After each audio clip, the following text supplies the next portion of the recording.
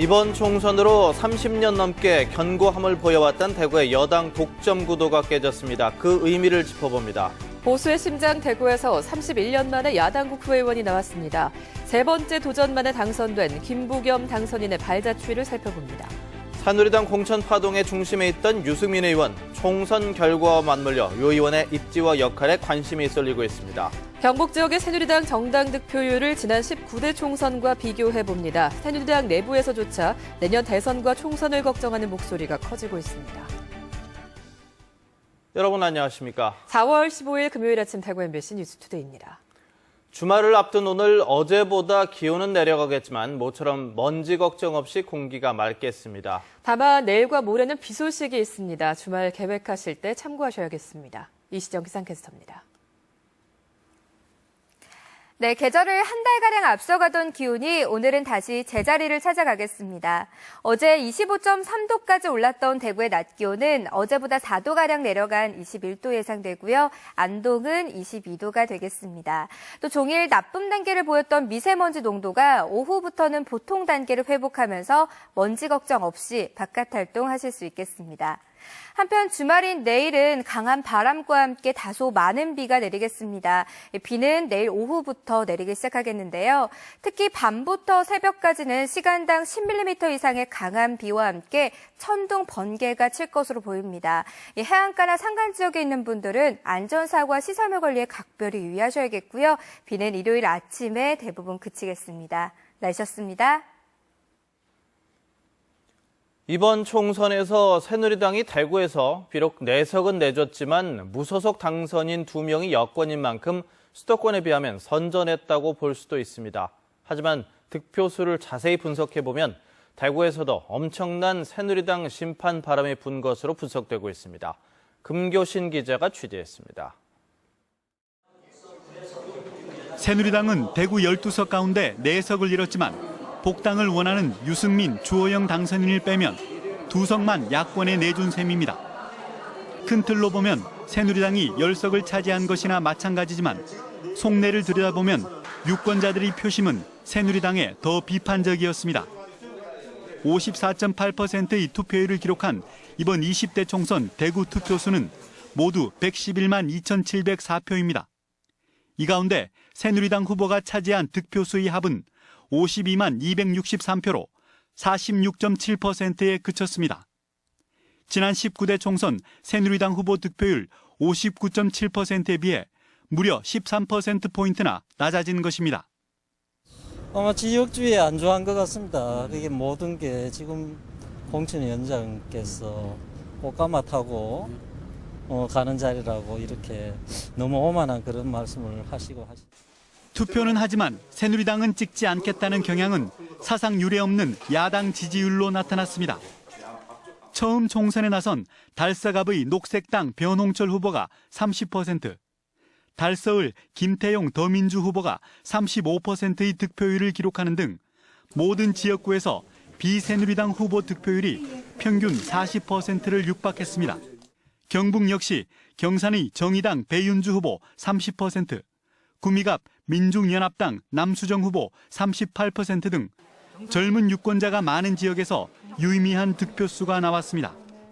속으로 이제 새누리당이나 불만이 많이 이제 누적이 됐는데 불만을 공개적으로 표출이 안 됐다. 공개적으로 표출하는 기회가 없었다. 대구 지역에서.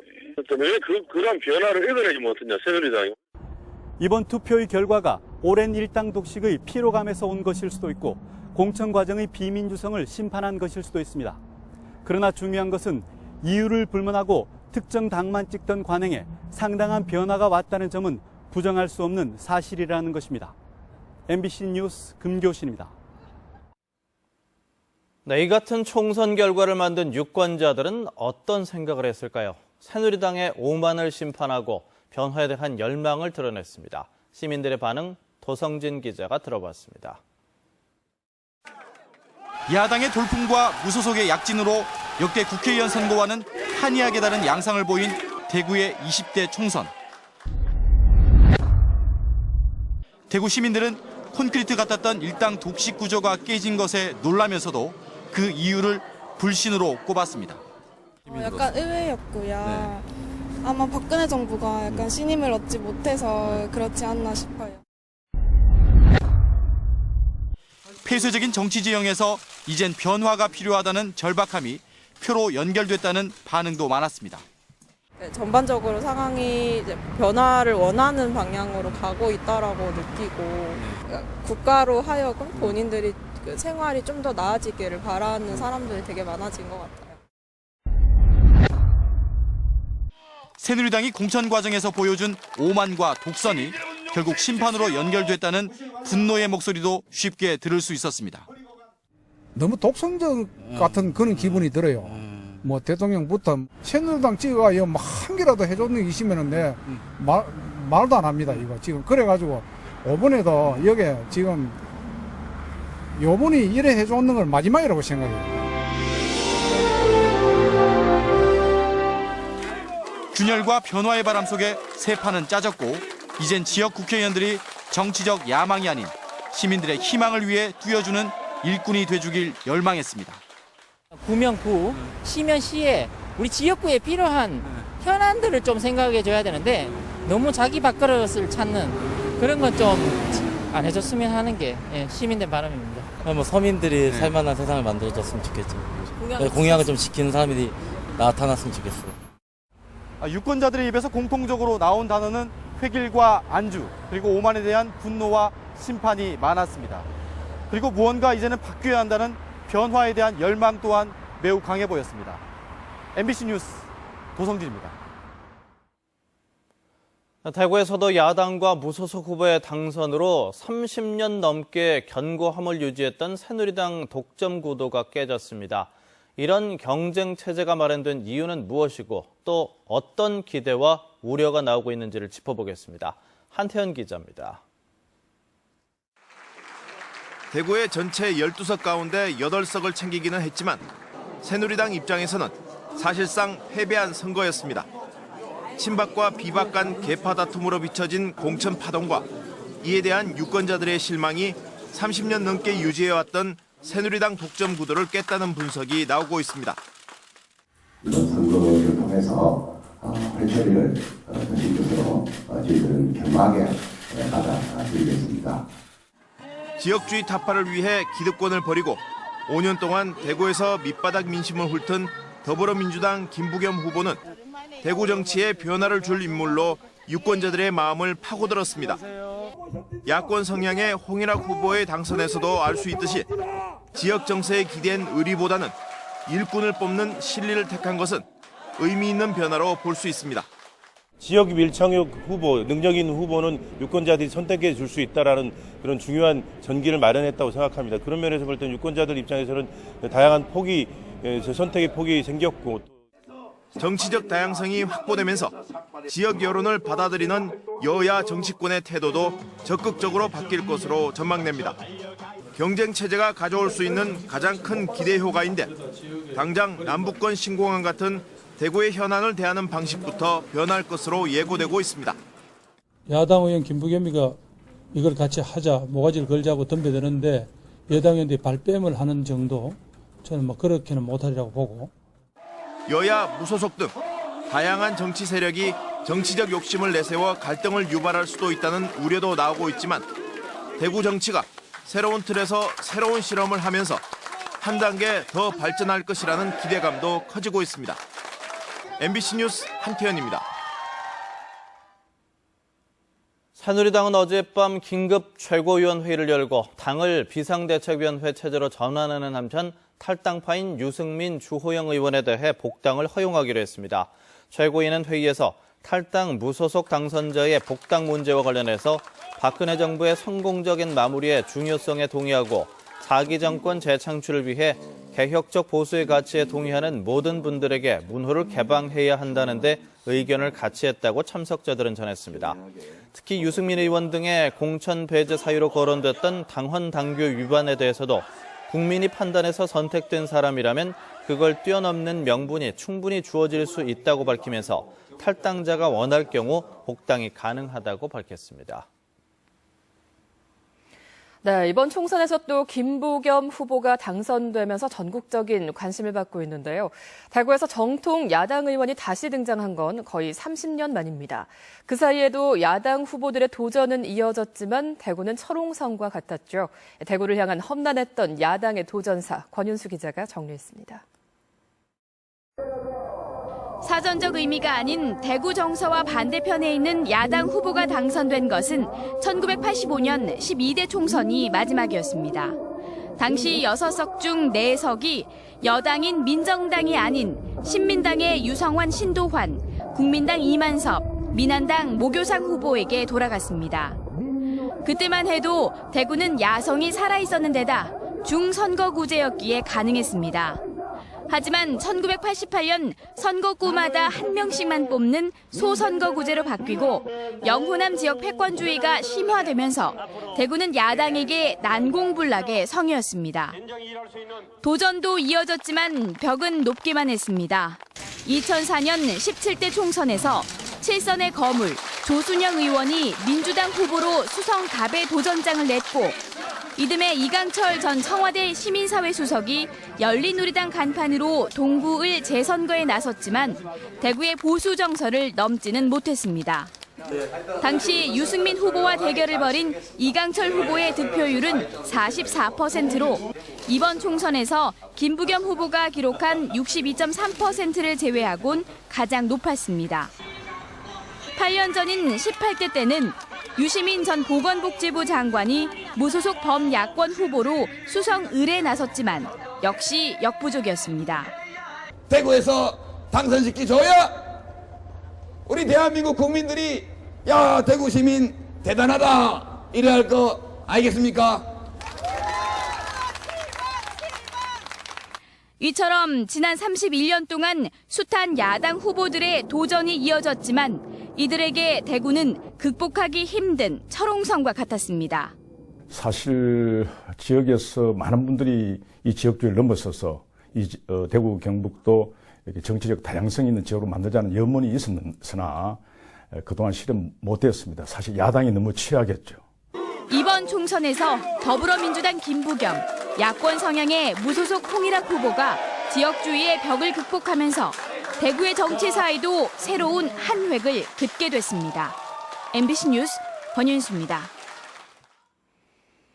네, 또 하나 주목받는 결과죠. 새누리당 공천 파동의 중심에 있던 유승민 의원이 예상대로 무난하게 당선이 됐습니다. 새누리당의 총선 참패와 맞물려서 앞으로 유 의원의 입지와 역할에도 관심이 쏠리고 있는데요. 이 소식은 박재형 기자가 보도합니다. 유승민 의원을 둘러싼 공천 파동은 총선 기간 내내 이어지면서 유권자들에게 집권 여당인 새누리당에 대한 실망과 분노를 안겨줬습니다.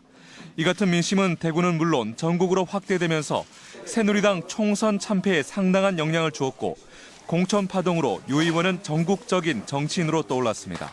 이번 선거에서도 75.7%라는 전국 2위의 압도적 득표율로 당선돼 지역에서도 존재감을 인정받았습니다.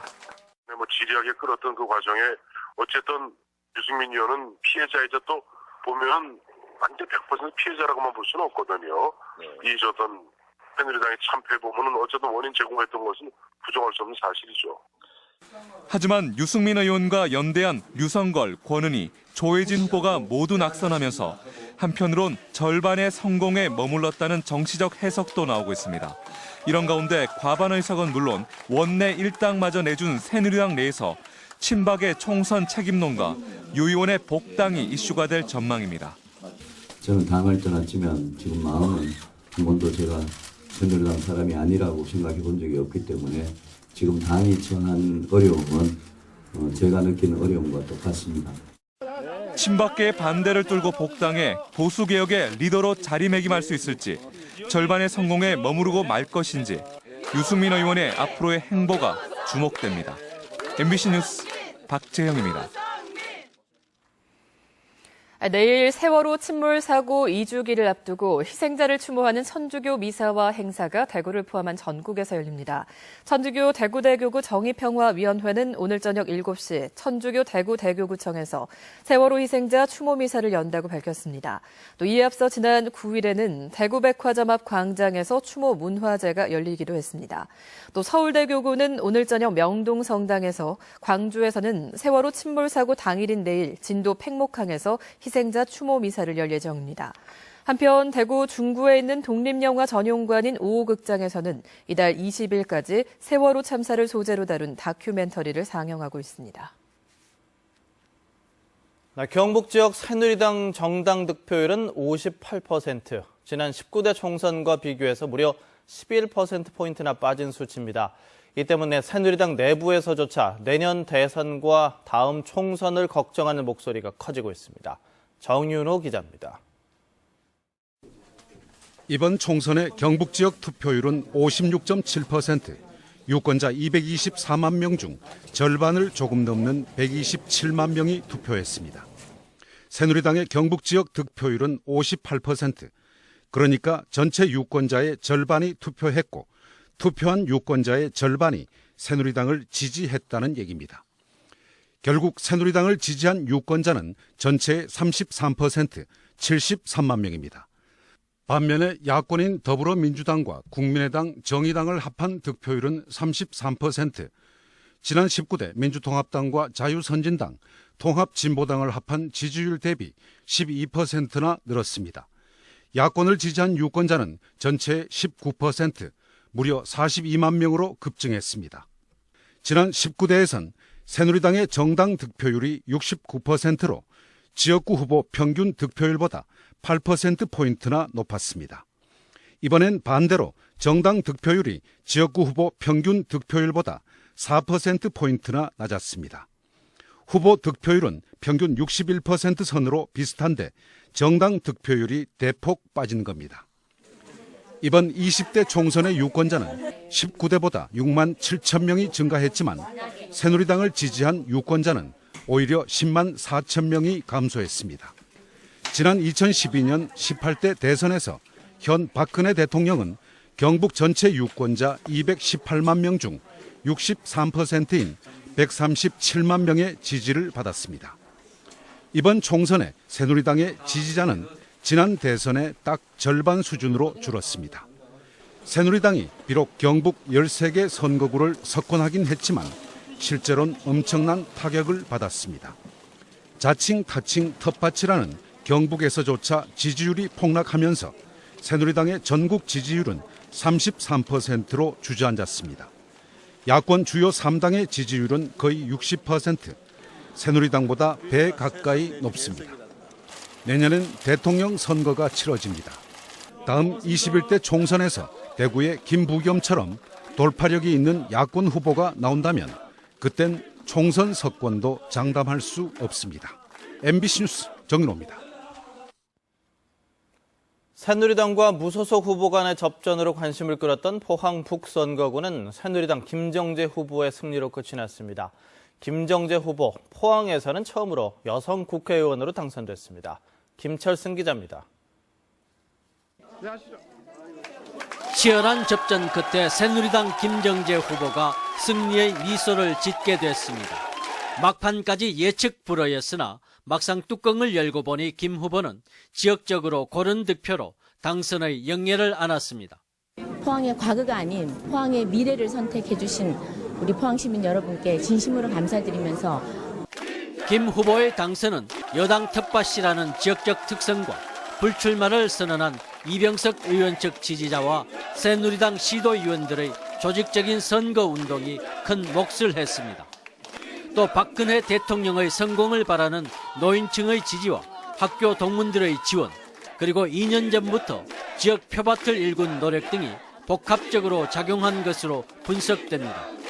이번 승리는 포항의 변화와 개혁을 바라는 우리 포항 시민 모두의 승리라고 생각합니다. 김 후보는 그러나 새누리당 공천이 곧 당선이라는 지역 특성에도 불구하고 지역구 이전과 공천 논란 등으로 선거 기간 내내 속을 태웠습니다. 김 당선자는 영일만항 조기 개발과 신성장 동력 발굴, KTX 역세권 개발, 두호 마리나 조성, 육아 종합지원센터 설립 등을 공약했습니다. 앞으로 포항 경제를 살리고 주름진 우리 포항 경제 살림살이 반드시 펴는데 최선을 다하겠습니다. 서울시의원에서 포항 지역 첫 여성 국회의원으로 화려하게 변신한 김 당선자는 선거 과정에서 불거진 지역 갈등을 해소하고 지역 발전을 바라는 유권자들의 염원을 담아내야 하는 숙제를 안고 새 출발을 하게 됐습니다. MBC 뉴스 김철승입니다. 다음 소식입니다. 대구시는 한국관광공사와 함께 일본 개별 관광객의 지역 유치를 위해서 부산 방문 일본 관광객들을 대상으로 하는 대구 당일 유료 셔틀 투어 코리아 고토치 셔틀을 이달부터 운영합니다. 현지 셔틀이라는 뜻의 코리아 고토치 셔틀은 오는 6월까지 주 4회 운행되는데 부산을 출발해서 앞산 케이블카, 동성로, 대구 근대골목과 서문시장, 그리고 부산 도착의 일정으로 당일 유료 투어로 구성되어 있습니다. 코리아 고토치 셔틀은 지난달부터 서울에서 출발하는 당일 코스로 부여, 안동, 문경, 평창, 강릉 등 모두 4개 코스가 운행 중인데 이달부터 대구 코스 등 4개 코스가 새로 생겨 운행될 예정입니다. 세월호 사고 2주기가 내일로 다가온 가운데 숙박형 수학여행은 크게 줄어들고 소규모 테마형 여행이 늘어난 것으로 나타났습니다. 대구교육청에 따르면 숙박형 수학여행을 간 초중고 특수학교는 2013년 267개에서 지난해 143개 학교로 줄었고 올해는 134개 학교만 예정돼 있습니다. 이 가운데 초등학교는 74개 학교에서 8개 학교로 숙박형 수학여행이 거의 없다시피 했고 중학교도 100개 학교였던 것이 36곳으로 줄었습니다. 안동으로 이전한 경북교육청 신청사 개청식이 오늘 오후에 열립니다. 오늘 개청식에는 이준식 교육부 장관과 각급 학교 관계자 등 모두 1,500여 명이 참석할 예정이며 풍물놀이와 축하음악회 등 식전 행사에 이어서 오후 3시부터 기념식이 열리고 개청기념 미술작품 전시회도 개최됩니다. 경북교육청 신청사는 지하 2층, 지상 6층에 연면적 22,000제곱미터 규모로 직원 400여 명은 지난 2월 말부터 신청사에서 근무하고 있습니다.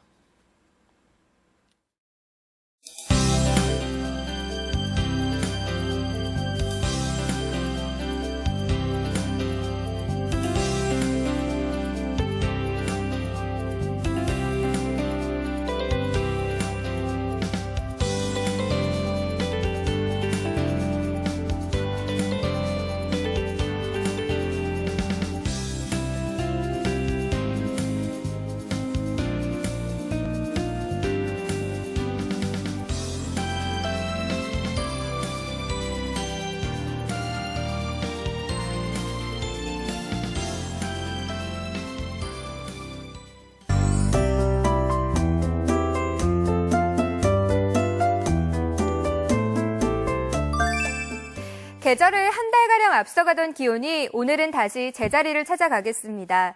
대구의 낮 기온 25.3도로 5월 중순의 날씨를 보였던 어제와 다르게 오늘은 4도가량 내려간 21도 예상되고요. 안동은 22도가 되겠습니다. 또 종일 나쁨 단계를 보였던 미세먼지 농도가 오후부터는 보통 단계를 회복하면서 맑은 봄 햇살 속에 모처럼 마음 놓고 바깥 활동하실 수 있겠습니다. 오늘은 대체로 맑은 하늘 드러나겠습니다. 종일 동해상에 있는 고기압의 영향권 안에 들겠습니다. 자세한 지역별 날씨입니다. 대구의 아침 기온은 11도로 시작합니다. 청도는 6도로 출발해 한낮에는 22도까지 오르겠습니다. 문경의 낮 기온 22도, 구미 24도 예상됩니다. 봉화의 아침 기온 2도로 시작해 한낮 기온 20도 예상됩니다. 안동은 22도로 어제보다 조금 낮겠습니다. 포항의 낮 기온 19도, 경주 22도 예상되고요. 바다의 물결은 2.5m로 일겠습니다. 주말인 내일 등산지 날씨입니다. 한라산은 종일 흐리고 비가 오겠고 그 밖의 등산지는 오후부터 비가 쏟아지겠습니다. 주말인 내일 오후부터 일요일 아침까지는 강한 바람과 함께 다소 많은 비가 내리겠습니다. 날씨였습니다.